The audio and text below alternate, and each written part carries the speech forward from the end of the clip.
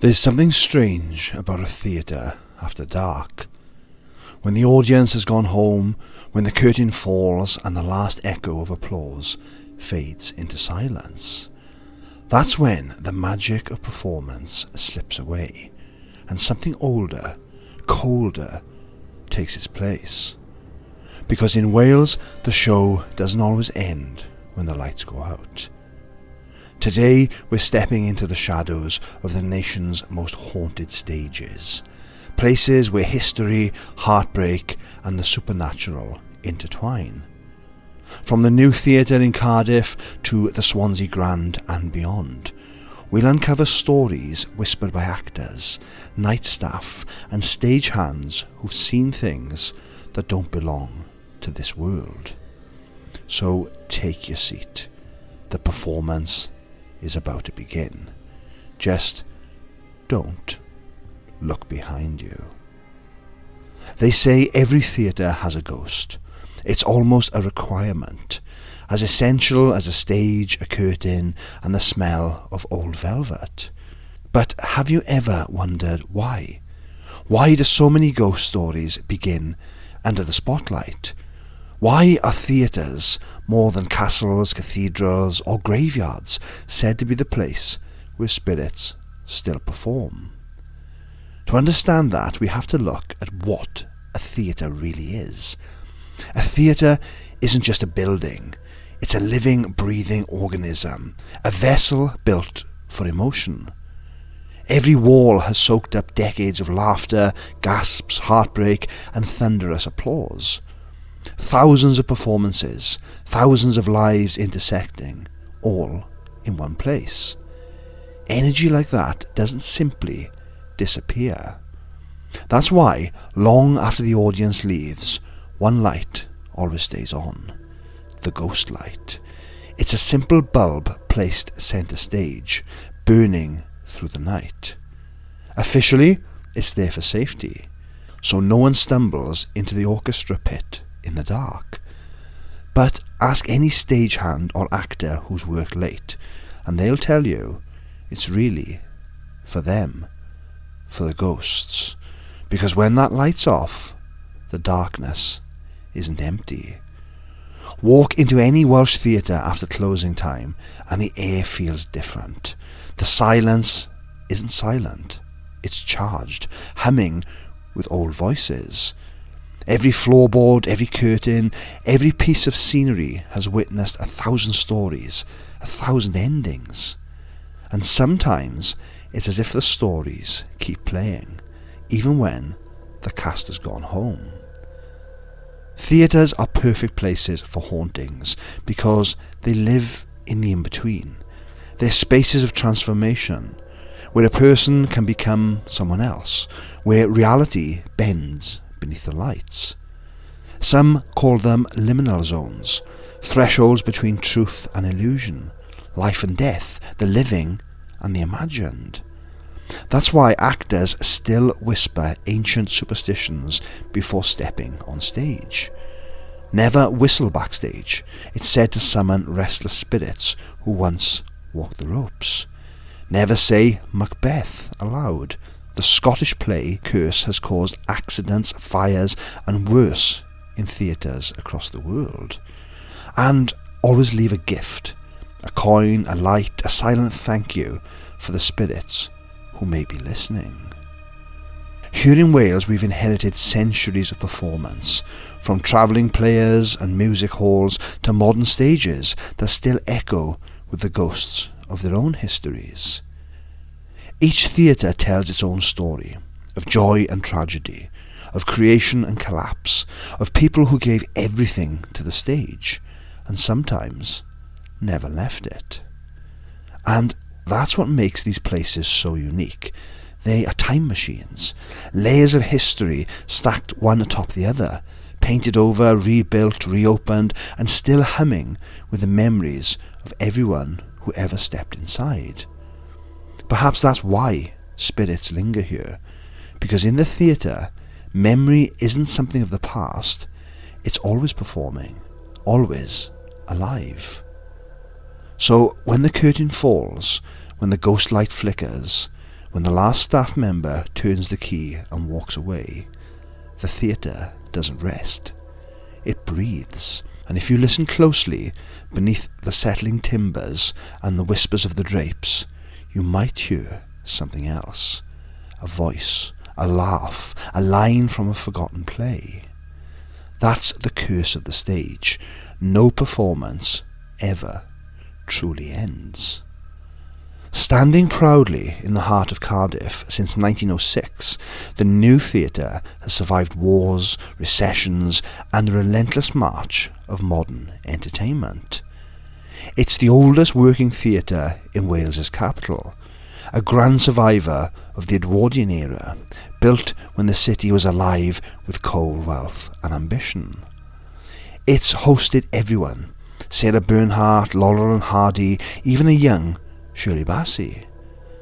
The foyer once echoed with the laughter of the well-to-do, the orchestra pit thrummed with symphonies, and the great red curtain rose on stories that stirred entire generations. But ask the people who work there today, and they'll tell you the same thing. When the crowd leaves and the lights go down, the new theatre wakes up in a very different way. Late at night, when only the night crew remain, the building takes on a pulse of its own. The echo of a single footstep can sound like an army of ghosts. And then there's her. No one knows her name. No record lists her death. But the legend says she was a performer, a young actress who collapsed mid-performance more than a century ago and never finished her scene. Some versions claim she fell from one of the boxes, others that her heart simply stopped on stage. But every story ends in the same way. She never truly left the theatre. Staff locking up speak of an overwhelming sense of being watched from the upper circle. One front-of-house worker described it like this: you walk through the auditorium after everyone's gone, and you'll feel her right behind you. The air goes still. It's like the walls are holding their breath. Sometimes a cold draught sweeps across the stalls, though every door is closed. Sometimes a faint scent of old perfume drifts through the boxes, impossible to trace. And sometimes there's the unmistakable sound of a woman's heels crossing the stage. They're measured, unhurried, and invisible. One of the most chilling accounts came from a veteran stagehand who'd worked the theatre for decades. He'd stayed late repairing a pulley line.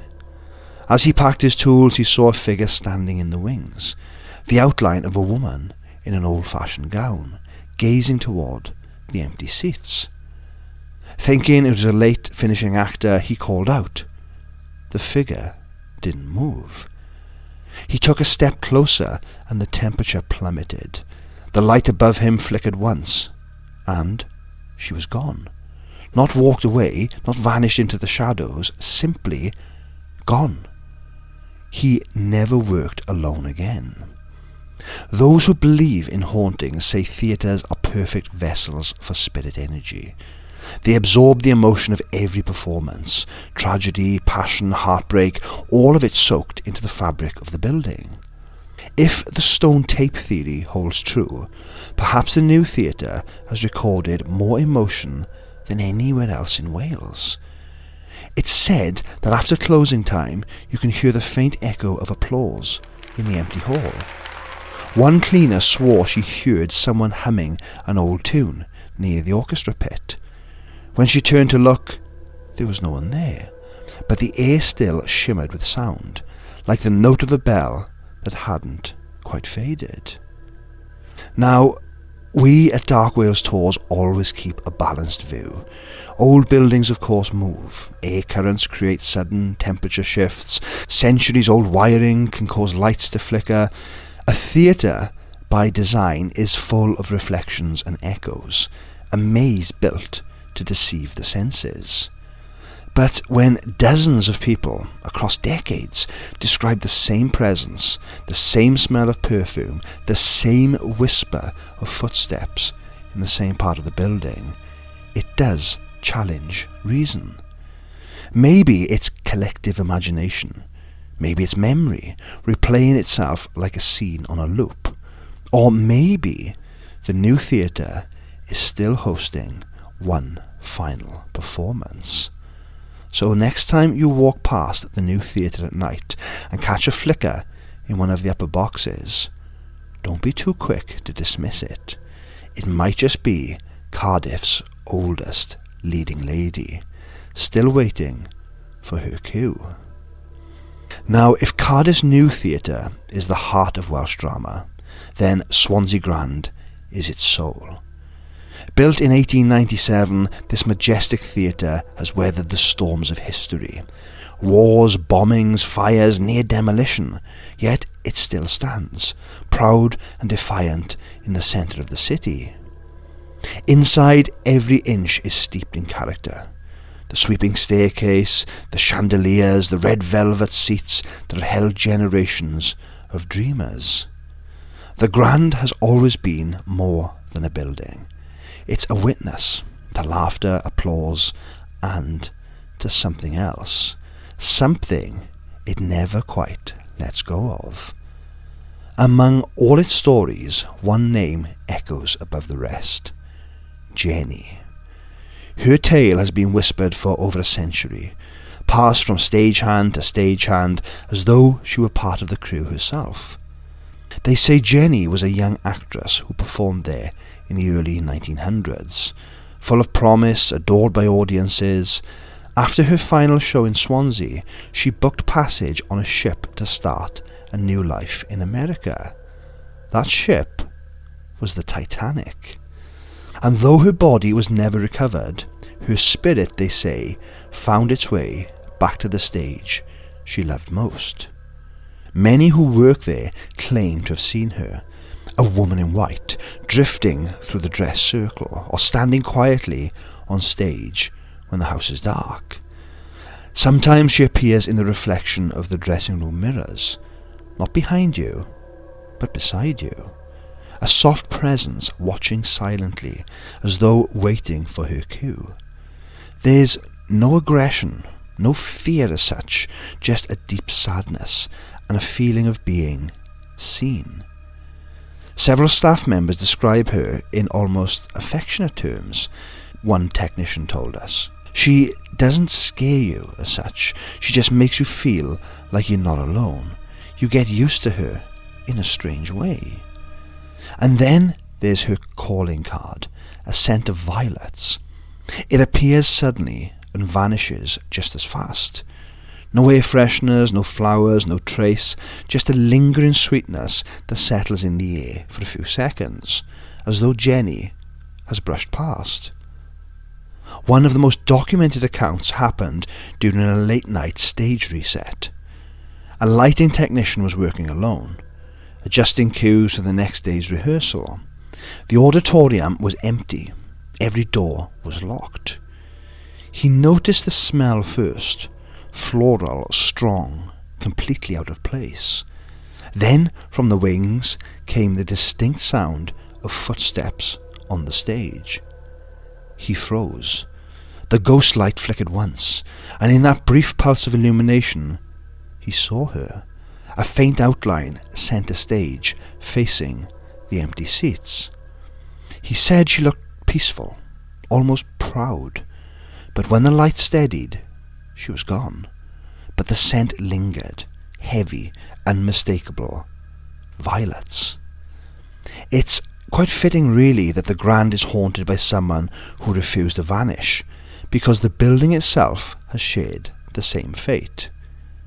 In the 1960s, after decades of decline, it was set to be demolished. The roof was leaking, the seats were falling apart, and audiences were dwindling. But the people of Swansea refused to let it die. A passionate public campaign saved it from destruction, and when it reopened, brighter and stronger than ever, staff joked that Jenny must have had a hand in it.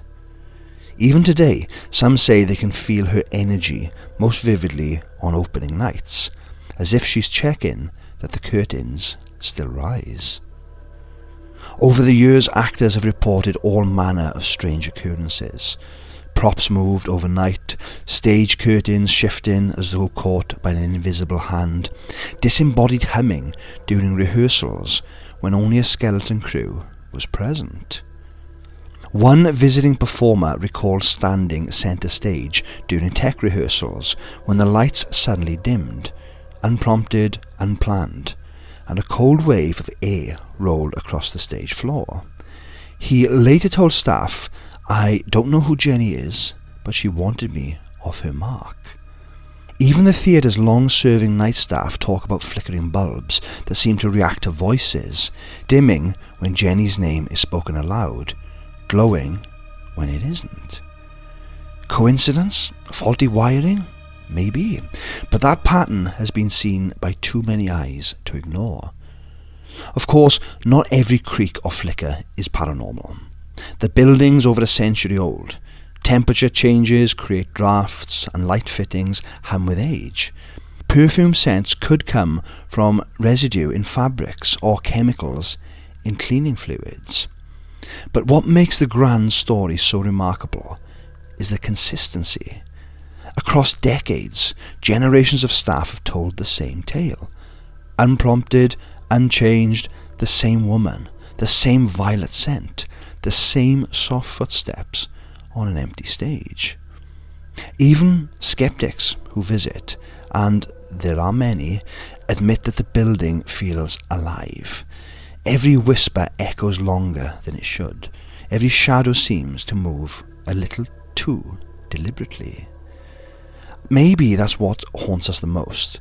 Not ghosts in the classic sense, but memory made tangible, a soul impressed on stone and velvet. The Swansea Grand has been called a living monument, a survivor like its ghost. Every night it breathes life into stories, and every night it remembers the ones that came before. So when the crowd goes home and the curtains close, maybe Jenny steps forward just one last time to take her bow. And somewhere in the hush that follows, if you listen closely, you might just hear the echo of applause. Every theatre tells its own story, and in Wales those stories don't end when the curtains fall, they echo. We've met the new theatre's watching presence and the Grand's lady in white, but they're not alone.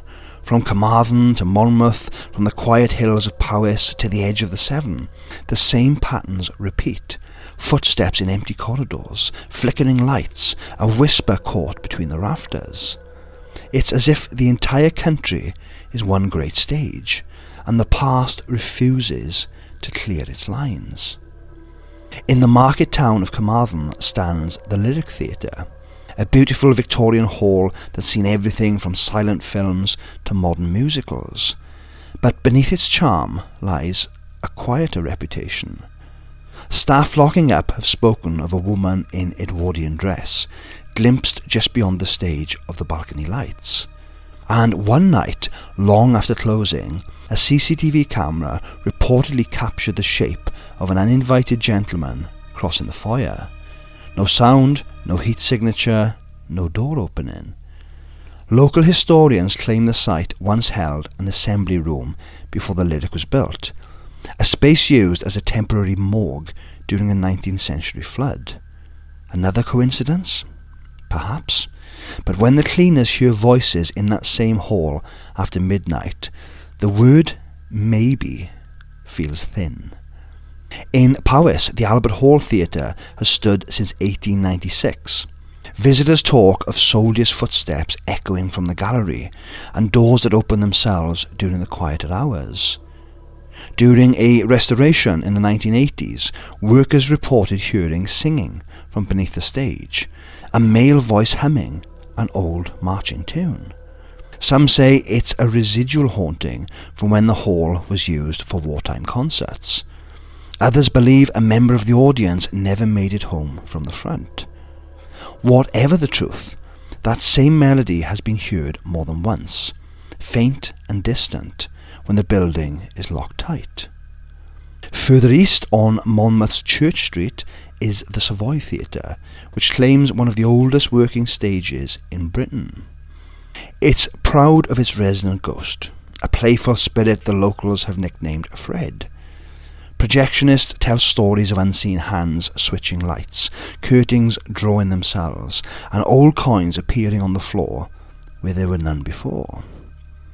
Visitors sometimes hear soft laughter from the balcony during matinees, the seats empty, the sounds distinct. Unlike many hauntings, this one seems almost cheerful, as if the theatre's former caretaker never quite gave up his post. Every one of these places has its own legend, yet the patterns are eerily similar.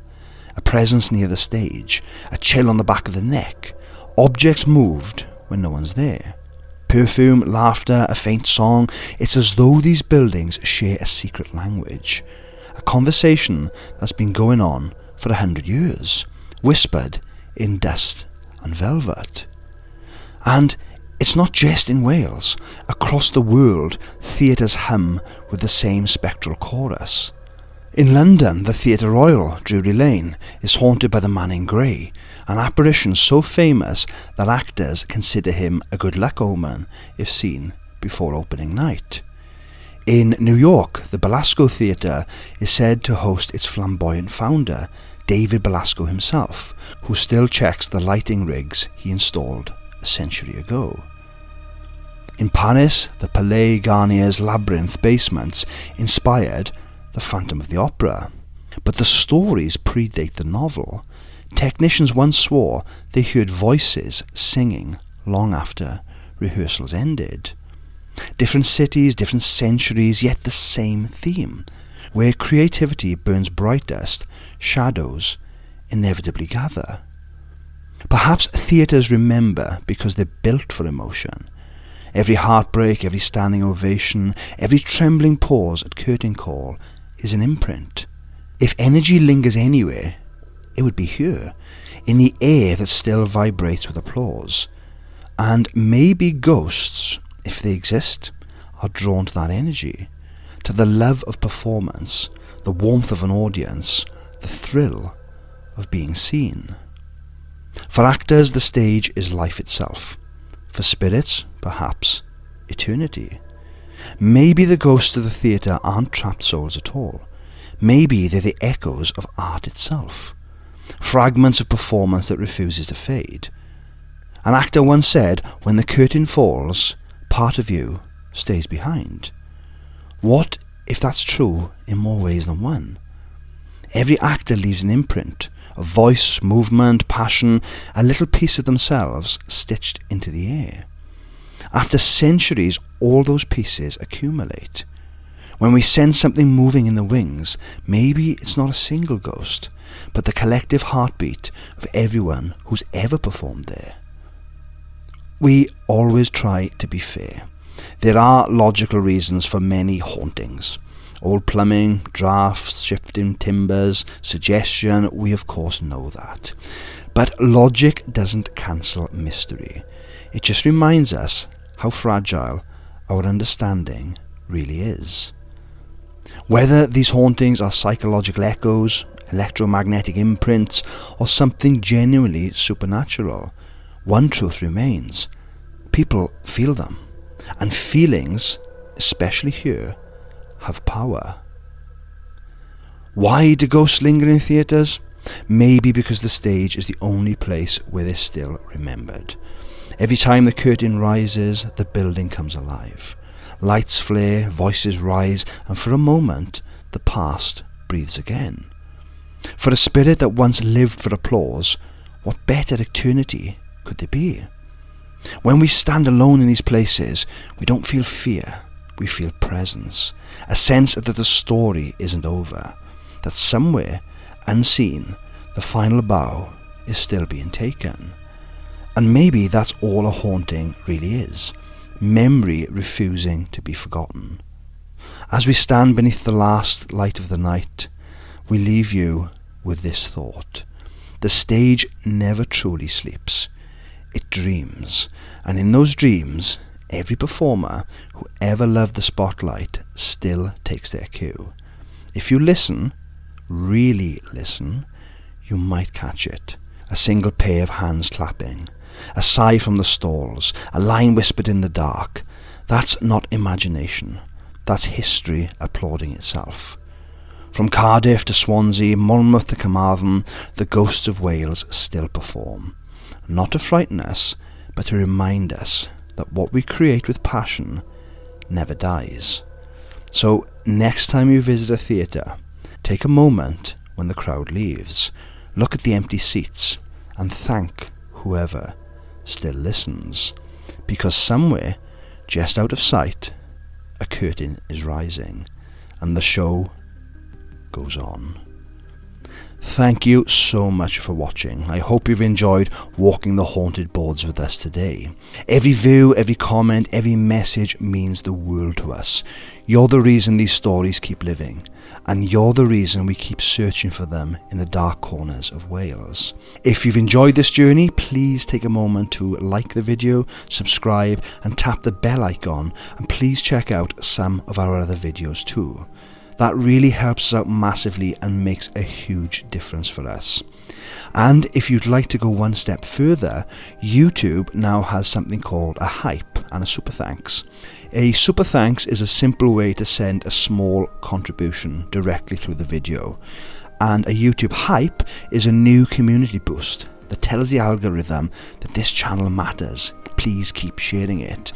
Every hype, every thanks, every comment fuels the next exploration. But most of all, as always, the most important thing is you. That you're here right now, taking the time to watch, to listen, to feel. We are so grateful, and we don't take any one of you for granted. Have you ever experienced something you can't explain? A cold breath in an empty hall, a whisper where there should be silence? Please let us know in the comments below, or email us on darkwales@hotmail.com. Your stories shape our next exploration. And remember, the show must always go on, even for those who never left the stage. Until next time, be careful out there.